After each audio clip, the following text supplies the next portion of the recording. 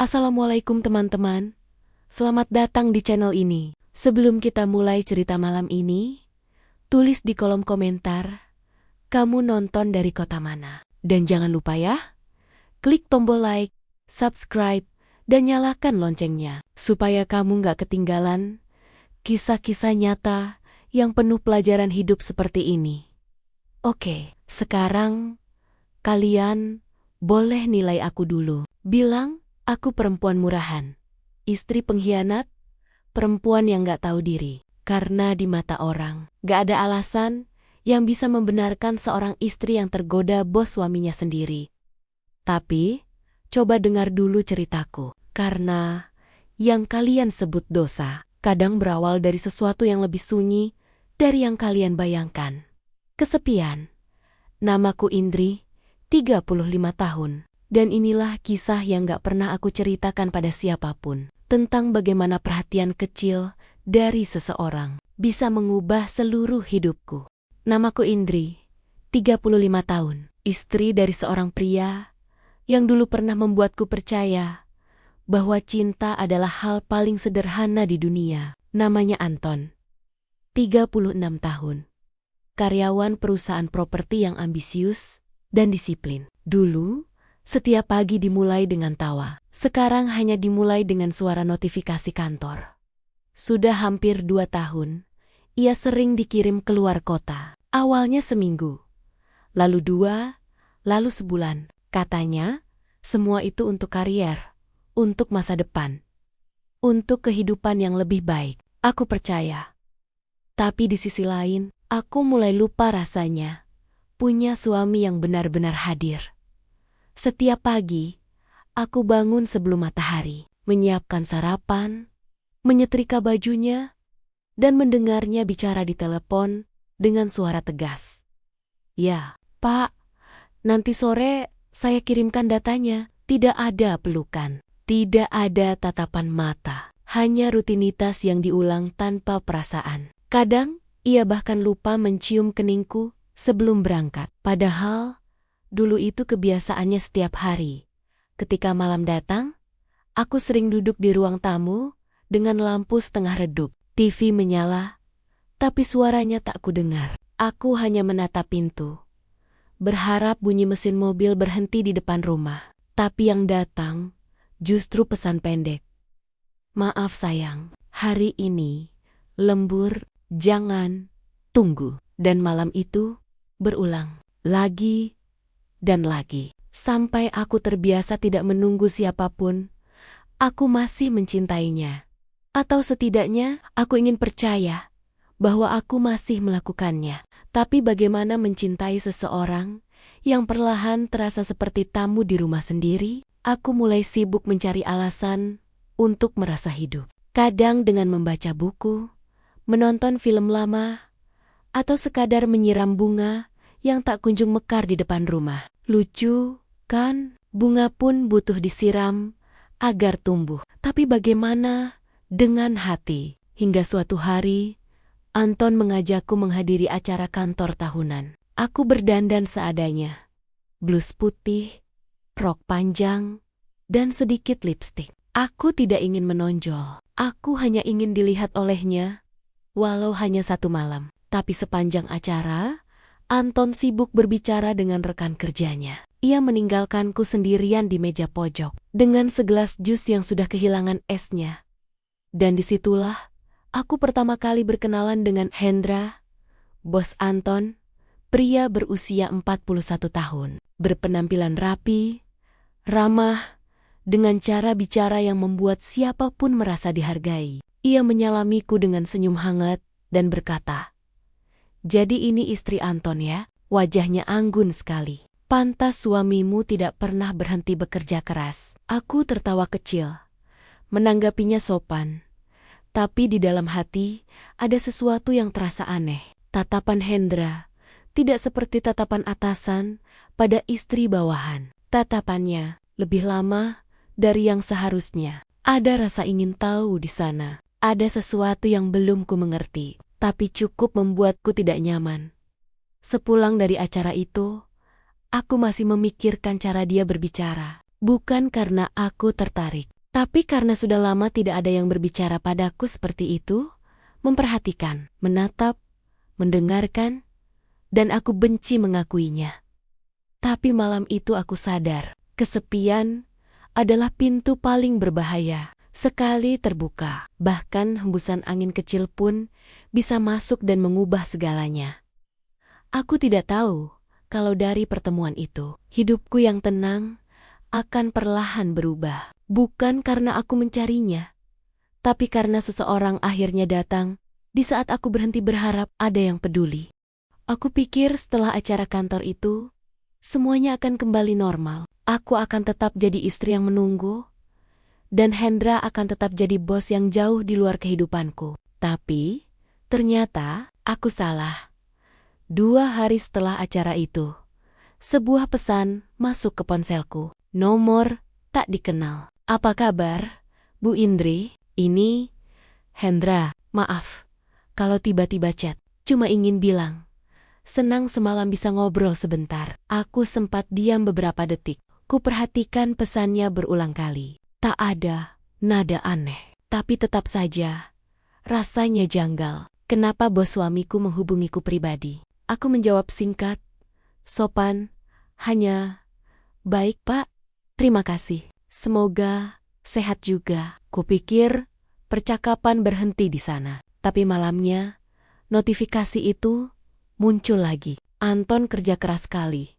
Ya, jangan lupa jaga kesehatannya juga, Bu. Kalimatnya sederhana, tapi ada sesuatu di balik kata-kata itu yang sulit dijelaskan. Sopan, tapi terlalu pribadi. Ramah, tapi terasa dekat. Aku memilih tidak membalas. Hari-hari berikutnya, pesan-pesan itu datang lagi. Kadang pagi, kadang sore, awalnya tentang pekerjaan. Lalu mulai bergeser pelan-pelan. Bu Indri, suka masak ya? Saya lihat waktu acara itu, Ibu kalem banget. Jarang loh sekarang perempuan bisa sesopan itu. Atau sekadar, hari ini kelihatannya hujan, jangan keluar sendirian. Awalnya, aku merasa risih, tapi lama-lama, aku mulai menunggu notifikasi itu. Rasanya aneh. Ada rasa bersalah setiap kali membaca pesan darinya.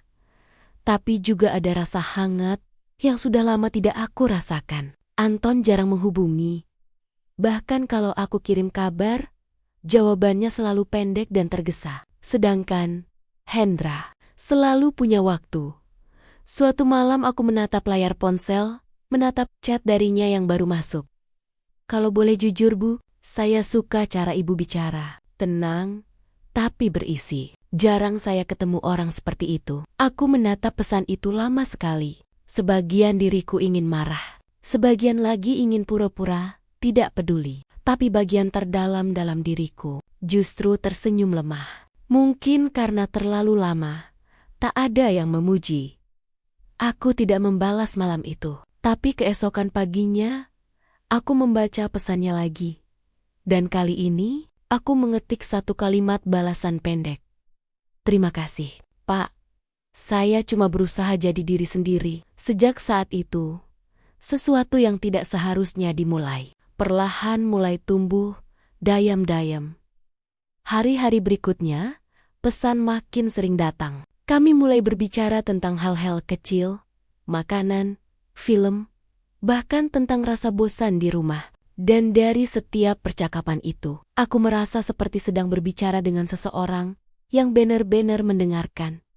Suatu sore, aku sempat berkata dalam hati, kenapa aku bisa nyaman bicara dengan orang lain, tapi tidak dengan suamiku sendiri? Pertanyaan itu menampar. Tapi aku tidak punya jawaban. Aku tahu, aku seharusnya berhenti. Aku tahu, semua ini bisa berbahaya. Tapi di sisi lain, aku juga tahu, seseorang yang haus perhatian tidak akan berhenti minum, meski tahu airnya beracun. Dan Hendra tahu persis cara membuatku haus lagi. Hubungan kami di WhatsApp terus berlanjut. Awalnya hanya beberapa pesan singkat di sela-sela hari. Tapi sekarang sudah menjadi kebiasaan. Hendra selalu tahu kapan harus muncul. Saat aku sedang merasa sepi, saat suami tak menghubungi, atau saat aku sedang ingin bicara, tanpa harus menunggu dipahami. Aku tahu ini salah, tapi bagaimana cara berhenti? Kalau setiap kali aku mencoba menjauh, justru rasa ingin tahu yang lebih besar muncul. Bu Indri, udah makan siang? Saya lewat kantor suami ibu. Dia belum pulang dari meeting. Atau sekadar, kalau malam minggu sendirian, jangan sedih. Kadang, kesepian itu cuma tanda kalau hati ibu masih hidup. Pesan-pesan itu datang tanpa diminta. Tapi entah kenapa, selalu tepat waktu. Aku sempat berpikir, mungkin Hendra hanya iseng. Mungkin hanya basa-basi sopan. Tapi semakin hari, caranya bicara terasa berbeda. Dia tidak pernah terang-terangan, tapi setiap kalimatnya seperti undangan yang perlahan menarikku lebih dalam. Lalu suatu hari, Anton pulang lebih cepat dari biasanya. Wajahnya lelah, tapi semangatnya aneh. Sayang, katanya sambil membuka map kerja, minggu depan aku dikirim ke proyek luar kota. Katanya, urgent banget, 2 minggu, mungkin bisa lebih. Aku terdiam. Dalam hati, aku tahu siapa yang punya wewenang mengirimnya. Dan perasaan itu, campuran kaget, curiga, dan takut, datang bersamaan. Apakah ini kebetulan? Atau ada seseorang di baliknya yang sengaja membuka jarak antara aku dan suamiku? Aku mencoba mengabaikan perasaan itu. Tapi 2 hari kemudian, Hendra mengirim pesan malam-mulam. Anton berangkat minggu depan ya. Jangan terlalu kesepian. Kalau butuh teman ngobrol, saya selalu ada. Aku menatap pesan itu. Lama sekali. Bagian warasku berkata, hapus, blokir, jangan dilanjutkan. Tapi jariku diam. Bukan karena aku tidak tahu mana yang benar, tapi karena aku sudah lupa rasanya diperhatikan tanpa harus meminta. Malam berikutnya, Hendra menulis lagi. Indri, kamu suka makan malam di tempat yang sepi kan? Aku tahu restoran bagus di pinggir kota. Cuma makan. Nggak lebih. Aku tidak langsung membalas. Tapi dadaku berdebar. Bukan karena senang, tapi karena takut pada diriku sendiri. Takut aku tidak lagi punya kekuatan untuk menolak. Sejak Anton berangkat, hari-hariku kembali sunyi. Rumah terlalu besar, udara terlalu dingin, dan suara detik jam terasa terlalu keras di ruang tamu. Lalu pesan dari Hendra, datang lagi. Saya di dekat rumahmu, gak sengaja lewat. Kalau kamu butuh teman makan, aku tunggu di kafe depan kompleks. Aku menatap layar ponsel itu, lama sekali. Mungkin 10 menit, mungkin lebih. Hingga akhirnya, aku menulis satu kalimat pendek. Baiklah, dan malam itu, tanpa sadar, aku melangkah keluar dari batas yang selama ini kujaga. Aku memakai pakaian sederhana, blus biru muda, dan kardigan abu-abu, bukan untuk tampil cantik, tapi untuk menenangkan rasa gugupku sendiri. Saat aku tiba di kafe, Hendra sudah duduk di pojok ruangan, tersenyum sambil melambaikan tangan. Terima kasih udah datang, katanya tenang. Aku cuma pengen ngobrol, gak ada maksud apa-apa. Tapi, aku tahu sesuatu di balik kata ngobrol itu jauh lebih berbahaya dari apapun yang pernah aku bayangkan. Sepanjang makan malam itu, ia tidak berkata banyak hal menggoda. Ia hanya mendengarkan, bertanya pelan tentang hidupku, keluargaku, perasaan yang tak pernah aku ceritakan pada siapapun.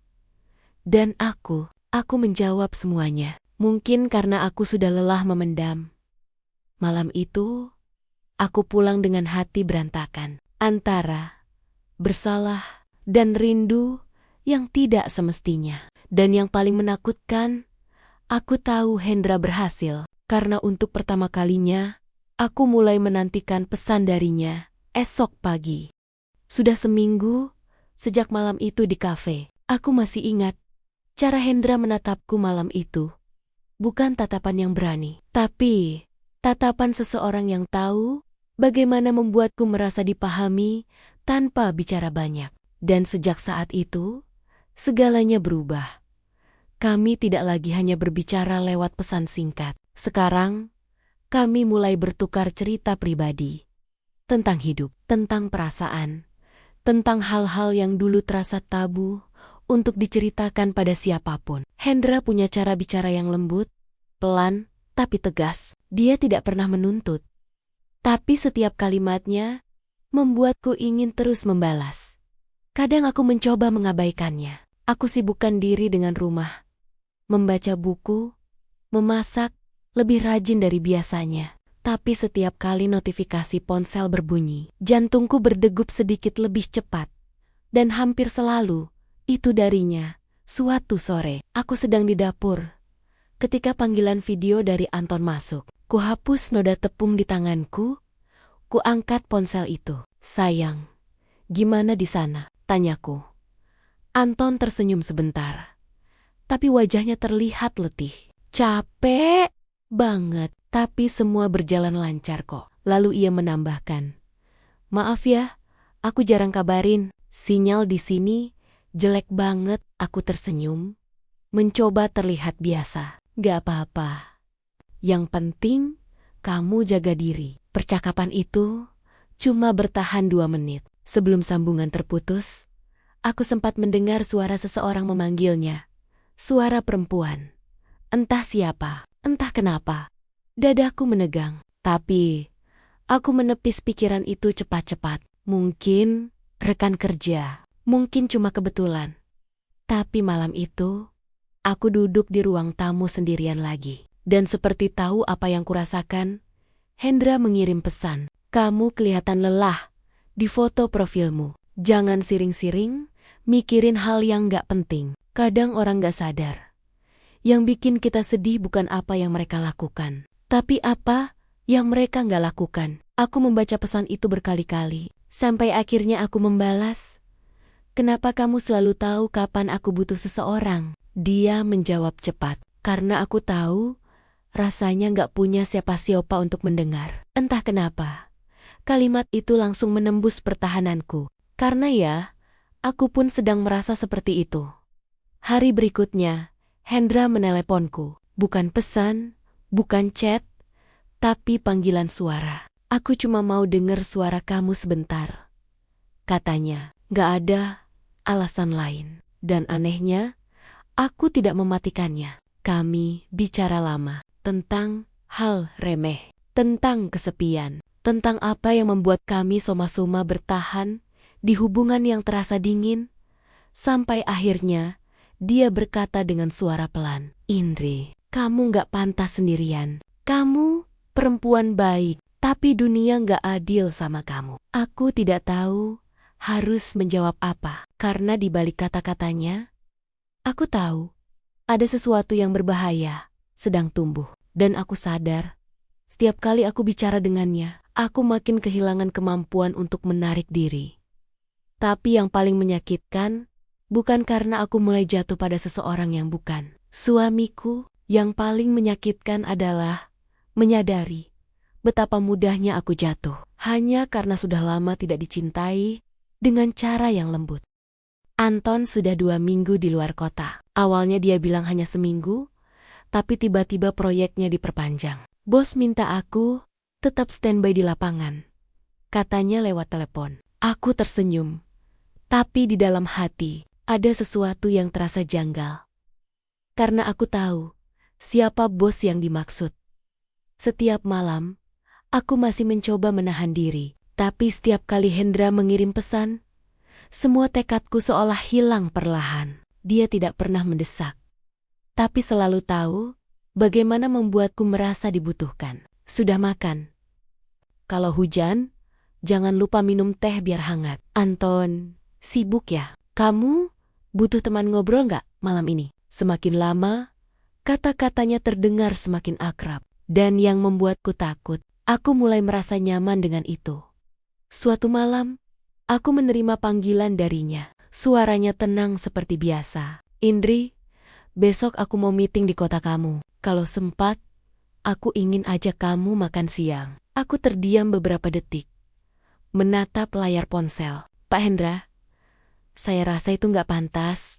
Jawabku pelan. Dia tertawa kecil, tidak memaksa. Tenang aja, nggak ada yang salah dari makan siang. Aku cuma ingin ngobrol. Kamu terlalu sering sendirian. Dan aku cuma gak mau kamu ngerasa gitu terus. Aku tidak menjawab. Tapi keesokan harinya, entah kenapa aku tetap berdandan sedikit lebih rapi dari biasanya. Aku tahu aku seharusnya menolak, tapi bagian dari diriku ingin tahu rasanya sekali saja keluar dari bayangan sunyi ini.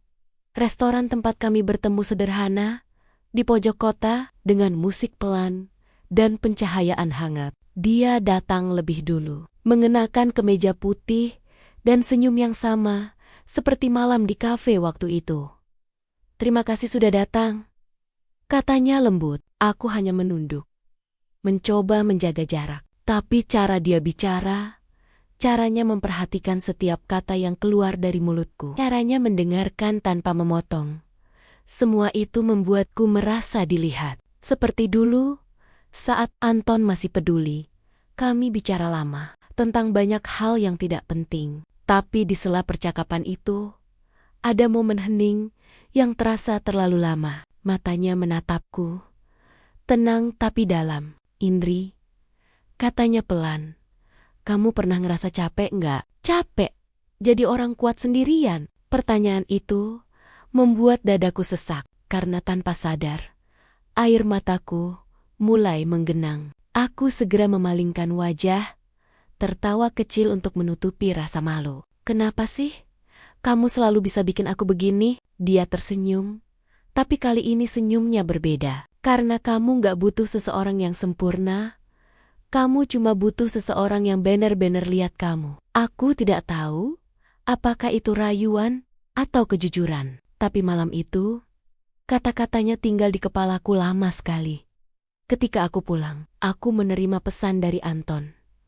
Cuma satu kalimat, "Maaf ya, besok kayaknya belum bisa pulang. Bos minta aku lanjut bantu tim proyek." Dan entah kenapa, aku mulai merasa benar-benar marah. Bukan karena Anton sibuk, tapi karena aku tahu, mungkin saja seseorang di balik layar sedang sengaja membuatku kesepian.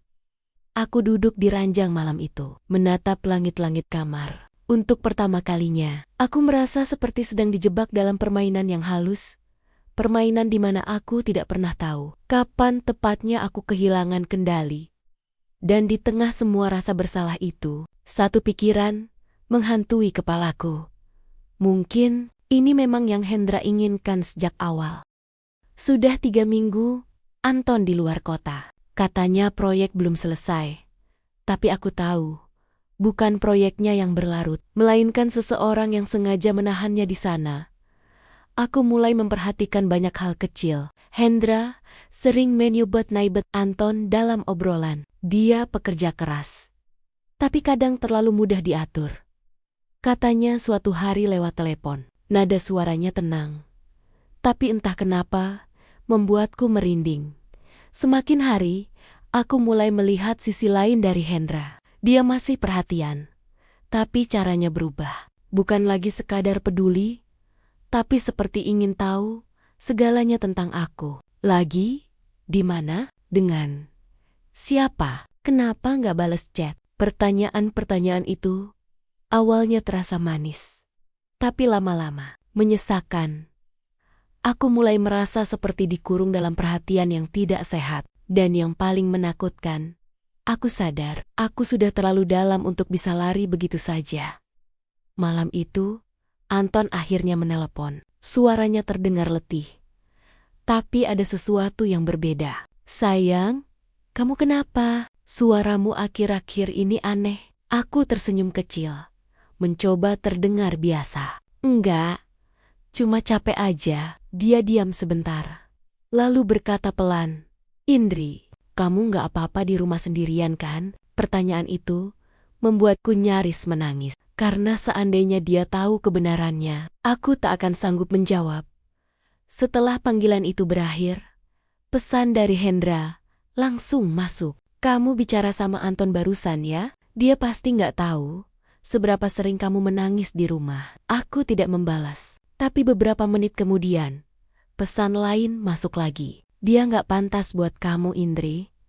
Kamu terlalu baik untuk disia-siakan." Aku menatap layar ponsel itu, lama sekali. Ada bagian dari diriku yang ingin marah, tapi ada juga bagian lain yang terluka karena sebagian kata-kata Nia terasa benar. Hari berikutnya, Hendra datang ke rumah tanpa kabar. Aku kaget saat melihat mobilnya berhenti di depan pagar. Dia turun sambil membawa sekotak makanan dan senyum tenang di wajahnya. Katanya, "Kamu belum makan siang," katanya ringan. Aku menatap sekeliling, memastikan tak ada tetangga yang melihat. "Pak Hendra, tolong jangan begini." Tapi dia malah tertawa kecil. "Kenapa? Aku cuma khawatir." Aku tahu, bukan itu maksudnya. Sore itu, kami bicara di teras rumah. Awalnya tenang, tapi suasananya perlahan berubah. Nada suaranya lebih dalam. Matanya menatapku lebih lama dari biasanya. "Indri," katanya, "aku serius sama kamu. Aku bukan cuma bos suamimu. Aku laki-laki yang benar-benar jatuh cinta." Aku terdiam. Kata-kata itu seperti tamparan keras yang menyadarkanku bahwa semua perhatian selama ini bukan sekadar simpati, tapi jebakan. Aku berdiri perlahan, berusaha tenang. "Pak Hendra, jangan bicara begitu lagi. Saya nggak mau ada masalah. Suami saya masih bekerja di bawah Bapak." Dia menatapku lama, senyumnya berubah dingin. "Jadi, kamu takut setelah semua yang sudah aku lakukan buat kamu?" Aku menelan ludah. Untuk pertama kalinya, nada suaranya membuatku takut. Dia tidak lagi terdengar lembut. Dia terdengar seperti seseorang yang terbiasa mendapatkan apapun yang dia mau. Setelah dia pergi, aku duduk di ruang tamu, memegang ponsel yang masih menampilkan namanya. Aku sadar, selama ini aku pikir dia datang karena peduli, padahal dia datang untuk menguasai. Dan di titik itu, aku tahu, aku harus memilih antara melanjutkan sesuatu yang salah atau menghentikannya sebelum semuanya benar-benar hancur. Tapi aku tidak tahu kalau pilihan apapun yang akan kuambil setelah ini sudah terlambat.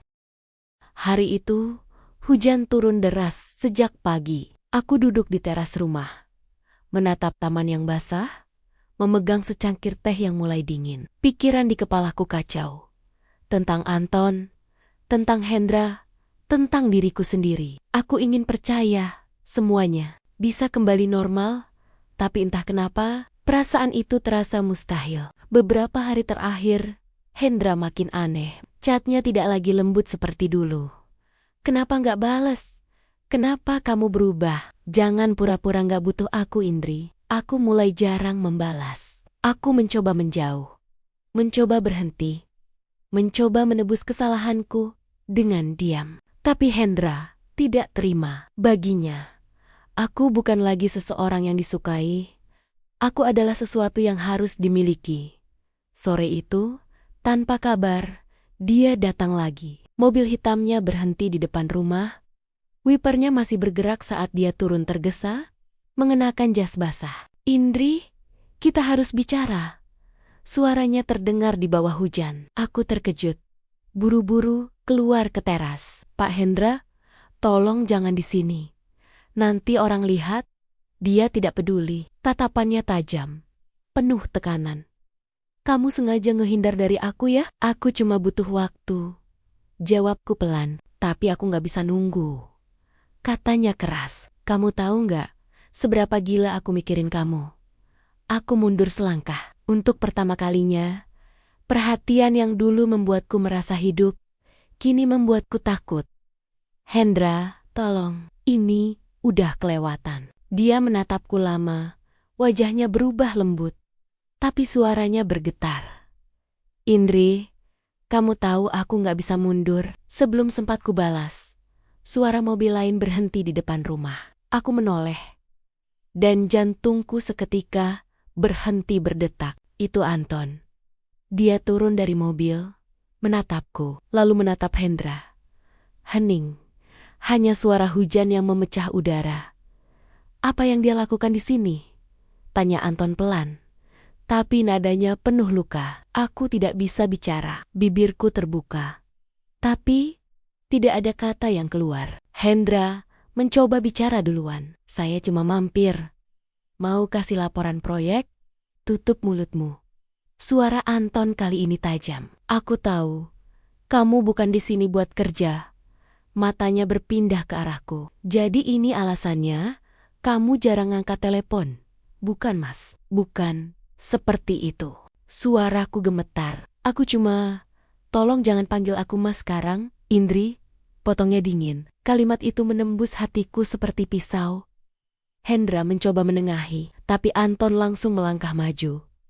Menatapnya dengan amarah yang jarang kulihat. Kamu bos saya, Pak Hendra, tapi malam ini jangan pernah injak rumah saya lagi. Aku bisa melihat Hendra berusaha tetap tenang, tapi sorot matanya berubah. Bukan takut, tapi seperti orang yang terluka karena kehilangan kendali. Dia menatapku tajam sebelum pergi, tanpa bicara lagi. Saat mobilnya menjauh, Anton berbalik menatapku. Tidak ada bentakan, tidak ada tangan yang terangkat, hanya satu pertanyaan pelan yang membuat air mataku pecah seketika. Sejak kapan kamu ngerasa aku gak cukup? Aku tidak punya jawaban, karena jawabannya terlalu menyakitkan. Bukan karena aku ingin selingkuh, tapi karena aku merasa sudah lama sendirian, bahkan saat aku tidak sendiri. Malam itu, kami tidak bicara apapun lagi. Anton tidur di ruang tamu, dan aku hanya duduk di kamar, menatap layar ponsel yang penuh pesan tak terbaca dari Hendra. Aku tahu semuanya sudah berakhir, tapi aku juga tahu Hendra bukan tipe orang yang mudah menerima kekalahan. Sejak malam itu, segalanya berubah. Anton jarang bicara. Rumah kami terasa dingin, bukan karena cuaca, tapi karena keheningan yang menumpuk di antara kami. Setiap kali aku mencoba mendekat, dia hanya menatapku sebentar, lalu pergi tanpa kata. Aku tahu dia terluka, dan yang paling menyakitkan adalah menyadari luka itu aku yang buat sendiri. Sementara itu, Hendra tidak berhenti. Pesan-pesannya makin gelap. Aku gak bisa tidur tanpa mikirin kamu. Kamu pikir aku bisa biarin kamu gitu aja setelah semua yang terjadi? Aku gak butuh izin siapapun buat dapetin kamu. Awalnya aku pikir itu cuma ancaman kosong. Tapi malam-malam berikutnya, aku mulai merasa dia benar-benar serius. Ada mobil yang sering berhenti di ujung jalan. Ada telepon tanpa suara di tengah malam. Dan di setiap bunyi pintu, aku selalu merasa seperti ada yang mengintai. Aku tidak pernah cerita ke Anton, bukan karena tidak mau, tapi karena aku tahu di matanya aku sudah kehilangan kepercayaan itu. Suatu malam, hujan turun deras. Aku sedang menyiapkan teh di dapur ketika mendengar suara mobil berhenti di depan rumah. Kupikir itu Anton. Tapi saat kulihat dari jendela, jantungku nyaris berhenti. Itu Hendra. Dia turun dari mobil dengan langkah cepat, wajahnya basah oleh hujan. Matanya liar. Aku buru-buru keluar ke teras, menahan tangis. Pak Hendra, tolong pergi. Ini sudah gila. Dia menatapku. Matanya merah, suaranya pecah. Kamu gak ngerti, Indri. Aku kehilangan semuanya karena kamu. Istriku tahu aku dipecat, tapi kamu diam aja. Seolah gak pernah terjadi apa-apa. Aku gemetar. Maaf, tapi aku gak bisa lagi. Semua ini salah. Dia menggeleng. Tertawa pelan. Tawa yang terdengar seperti orang putus asa. Kalau aku gak bisa punya kamu, gak ada yang boleh. Tiba-tiba, suara pintu terbuka keras dari belakangku. Anton berdiri di sana. Wajahnya pucat, tapi tegas. Hendra, suaranya menggema di tengah hujan. Cukup, pergi sebelum aku panggil polisi. Hendra menatapnya sebentar, lalu langkahnya maju satu kali. Hanya satu, tapi cukup membuatku panik. Anton berusaha melindungiku, tapi dalam detik yang kacau itu, segalanya terjadi terlalu cepat. Hendra mendorong Anton. Anton melawan. Mereka terpeleset di lantai teras yang licin. Aku berteriak. Suara hujan menelan semuanya. Sampai akhirnya, suara keras terdengar. Kepala Anton membentur lantai batu. Hening, aku berlari histeris, memeluk tubuhnya. Hendra, tolong, dia berdarah. Tapi Hendra hanya berdiri di sana, terpaku, menatap tangannya sendiri, seperti tidak percaya dengan apa yang baru saja terjadi. Beberapa detik kemudian, dia mundur.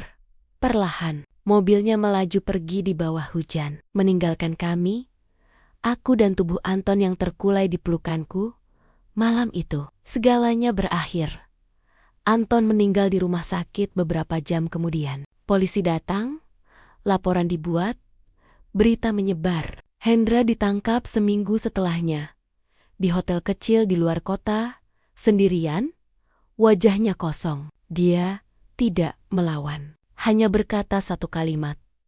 Aku cuma pengen dia ngerti. Aku tidak pernah datang ke sidangnya. Tidak sanggup, karena di mataku, dua pria itu sama-sama korban dari satu hal, kesepian.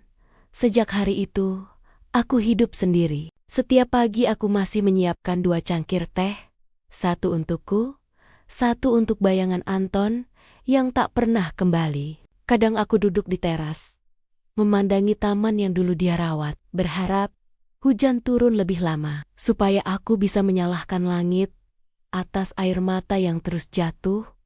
Aku sudah kehilangan segalanya. Dan setiap kali aku mengingatnya, hanya satu kalimat yang terlintas di kepalaku.